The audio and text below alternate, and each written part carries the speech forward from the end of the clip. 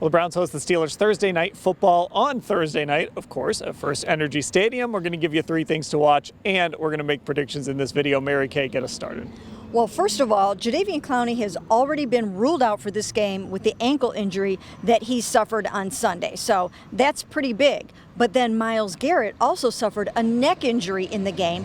He did not practice on Tuesday, and his status for the game is uncertain. Can you imagine a game without Myles or without Jadeveon? Well, that's kind of how the Steelers feel because they do not have TJ Watt, the reigning NFL Defensive Player of the Year. So on both sides, they could be a little pressure challenged. Now, the Steelers defense still has some guys, though. They've got Cam Hayward in the middle who could maybe help stop that run game, although I was impressed with how the Browns kind of kept at it on Sunday against the Jets when the run game wasn't there necessarily. But Cam Hayward's still in the middle, and Minkah Fitzpatrick in the back end is off to a fantastic start. And, of course, Browns fans know all about Fitzpatrick and what he can do. He had that pick 6 against Baker Mayfield back in 2020, and he is as dangerous a safety as there is in the NFL. Just signed that big contract this last offseason. So even without TJ Watt, the Steelers certainly still have some guys on that physical defense. Ashley, what are you watching? Well, let's switch over, I guess, to the Steelers offense / the Browns defense. We've obviously been hearing a lot about them correcting miscommunications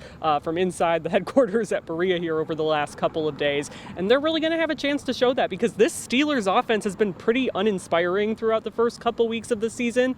They've scored just a combined 37 points. We'll, of course, see if Mitch Trubisky is going to play hero in his hometown. But so far, they really haven't shown too much of a spark. So the Browns will need to take care of business, of course, can't give up those lapses because Mike Tomlin is obviously a coach who can take advantage of that.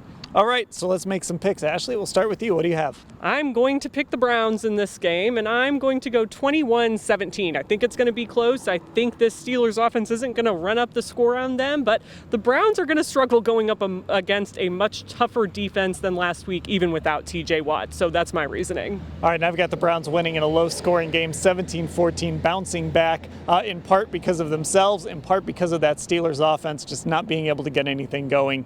And I don't know that Mitch Trubisky will be able to take advantage of those breakdowns like the other quarterbacks they've faced have been able to do. So I've got 17-14 Browns in this game. What about you, Mary Kay?